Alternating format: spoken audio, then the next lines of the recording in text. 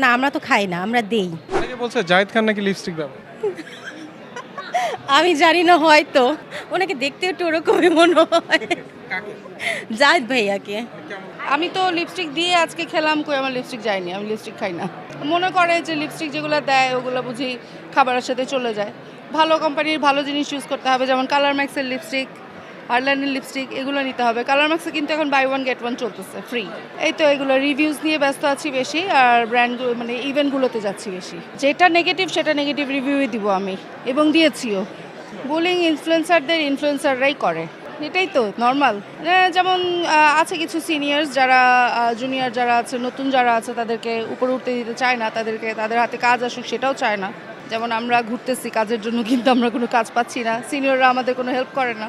নিজের চেষ্টা নিজেরই করতে হবে আসলে, এটা কাউকে ব্লেম করেও কোনো লাভ নেই, কাউকে দোষ দিয়েও কোনো কিছু হবে না।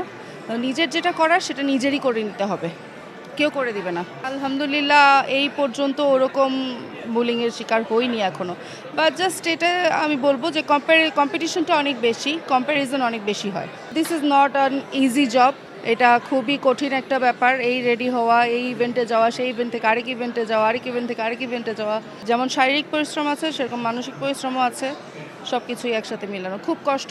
সো এটা চিন্তা করে যারা ইনফ্লুয়েন্সার হতে চায়, যারা ব্র্যান্ড প্রমোটার হতে চায়, তাদের এভাবে আসতে হবে আর কি। আশা করেছিলাম যে এখানে মানে খাবার স্টল পাবো, পানি স্টল পাবো, ওইটা নেই। ওইটা থাকলে একটু ভালো হতো, বাট থাকলে ভালো হতো। পানি পিপাসা লেগেছিল, এই জন্য সে একটা পানির স্টল থাকলে বা জুসের স্টল থাকলে ভালো হতো। মানে এটা খেয়ে দেন হচ্ছে আমরা প্রোডাক্ট দেখবো। আমি অ্যাজ এ ব্র্যান্ড প্রমোশন করি, ব্র্যান্ড প্রমোটার, আর বিভিন্ন ব্র্যান্ডের সাথে কাজ করছি। আপাতত ব্রেকে ছিলাম 4 মাস, আবার ব্যাক করেছি। আমি সব ধরনের ব্র্যান্ডের সাথেই কাজ করি।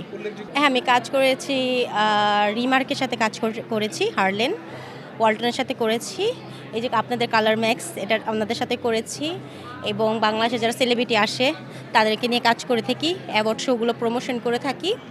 আর বাংলাদেশে যে বড় বড় মেকআপ আর্টিস্টগুলো এসে থাকে ওইগুলোর প্রমোশনের কাজগুলো করে থাকি। বাট আমি লাইভ করছি না, আর আমি হচ্ছে ব্র্যান্ডগুলো প্রমোশন করছি।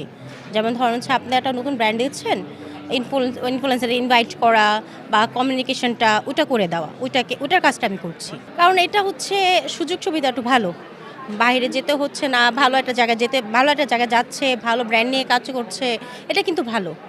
আর আমাদের বাংলাদেশে মেয়েদেরকে অনেক সুযোগ সুবিধা করে দিয়েছে কিছু কিছু ব্র্যান্ড, যারা হচ্ছে এই আপনাদের এখানে আমি এসেছি দেখেছি যে ম্যাক্সিমাম হচ্ছে মেয়েরাই কাজ করছে।